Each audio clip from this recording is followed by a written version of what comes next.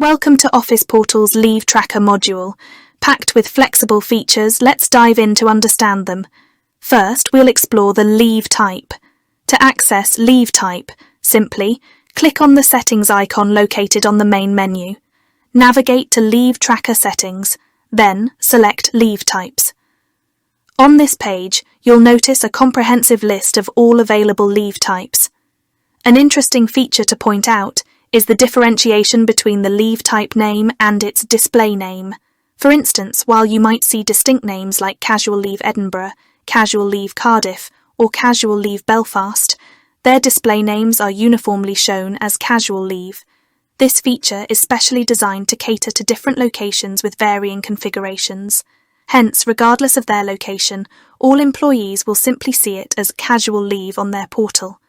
If you wish to make any changes, the Edit option is available at your fingertips. However, a crucial note to remember: if a leave type has been utilised by an employee, say if they've applied for leave under that category, that particular leave type cannot be deleted for record-keeping purposes. Lastly, if you need an overview of all leave types, there's a handy export option located under the More button. Simply click and you can obtain a detailed list.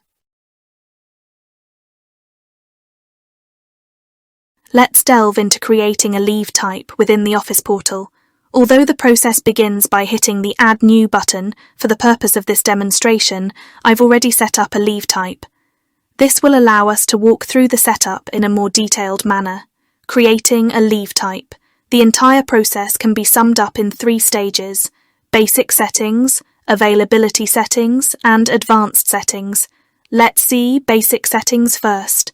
The fields, marked with the star, are mandatory. For our example, the name and display name are both set as earned leave. A short code makes referencing easy. Here, I've used EL for earned leave. Moving on, there's an option to assign a specific colour for this leave type, and I've chosen green. What does this mean? When an employee avails this leave, your attendance tracker will display a green square labelled EL, representing the day they took off. Deciding whether the leave type is paid or unpaid is essential. This setting ensures employees and payroll are clear on compensation for these leaves. Additionally, specify the leave duration. Can it be counted in days or hours? There's also an optional field for a description, where you might add notes or particulars about this leave type for future reference. Setting the valid from date is pivotal as it determines when the accrual of this leave type begins. Speaking of accruals, this system provides ample flexibility. Leaves can accrue in various cycles: annually, half-yearly, quarterly, monthly, and so on. In this instance, the accrual has been set to quarterly, with dates being the 1st of January, April, July, and October. This means on these dates the prescribed leave quantity is automatically credited to the employee's account. Delving further into customization, there's the Applicable to setting. This enables you to set the leave type's applicability either universally for all employees or based on their tenure. For instance, some companies incentivize longer stays by enhancing leave benefits. An employee might start with 12 days a year but could receive up to 20 days annually after 8 years of service. Such nuanced configurations can be easily set up here, as I've demonstrated.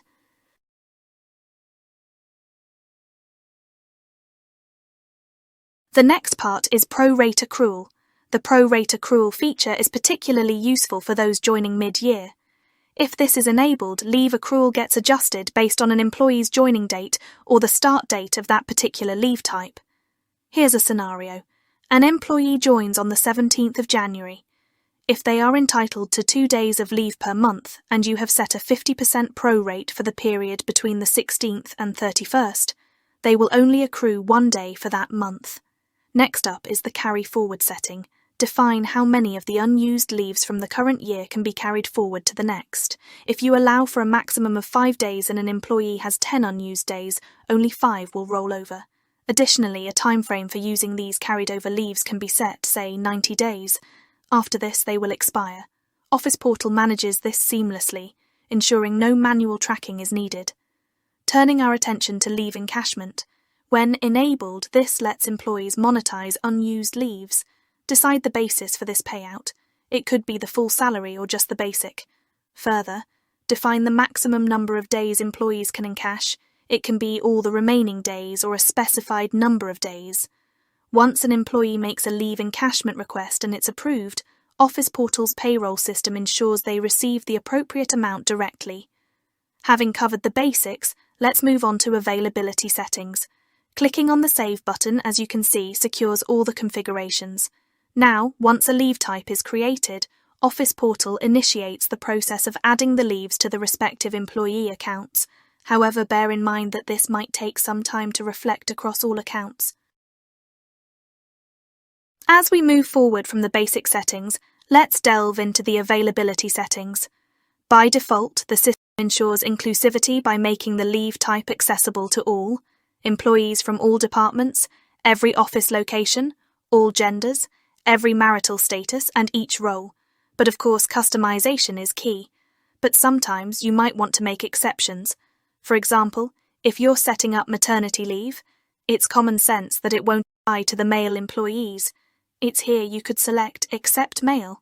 Once you have made your choices, we will save them and proceed to a more detailed setup in the advanced settings. This is where the magic happens, and you get to customize exactly how this leave type behaves. Just answer the following questions. The first question is, what are the leave types that cannot be clubbed with this leave type? This lets you decide if certain leave types should not be used in tandem. If you pick sick leave here, then employees cannot apply for this leave type immediately after taking sick leave. Next, how do you want to allow the employee to take leaves after exhausting leave balances? Options here include Do Not Allow. This is a simple no. Allow with negative balance. This lets the employee take leaves even with an empty balance, leading to a negative figure. However, the next leave accrual cycle could potentially offset this. The third option is Allow with loss of pay. This is like saying, sure, you can take a day off, but we won't pay you for it. The next question is, how many consecutive days leave is allowed? Say, you have a rule that no one can take more than 10 days off in a row. This is where you set that rule. The default value is 0, meaning no restrictions. The next question is, allow half-day leave. Do you want to allow employees to take just half the day off? Maybe they have a doctor's appointment or a school event for their child. Choose here.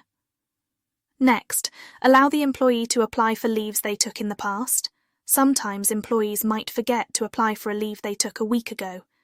This setting decides if they are allowed to do that and for how long after the actual leave they can apply. Set 0 to apply no restriction. Please note that if this month's pay run is already completed, employees won't be allowed to apply for past leave, even if it falls within the permitted time frame. Next question is, do you want holidays to count as leaves if they're in the middle of an employee's leave period? Let's say an employee takes leave from Monday to Wednesday, and Tuesday is a public holiday. Should Tuesday count as a leave? Decide here. The next question is, do you want to count weekends as leaves when they fall between other leave days? For instance, if an employee takes leave on both Friday and the following Monday, should the intervening weekend, Saturday and Sunday, be considered as leave days as well? Make your decision here. Next question is, how many days in advance should the leave be applied for? This ensures you get enough notice before an employee takes a leave. If you want a 7-day notice, set that here. Set 0 for no restriction. And the next question is, do employees need to show any proof or reason for their leave? For extended sick leaves, maybe you want a doctor's note. Here's where you'd ask for it and specify the length of leave that requires such documentation. The next question is, during notice period, is the employee allowed to take this leave? Decide the accessibility of this leave type for employees serving their notice period. After navigating through these questions and fine-tuning your settings, make sure to save them. As you proceed to save, you'll be presented with 2 choices. The first option, labelled From Tomorrow, will implement the accrual adjustment starting the very next day.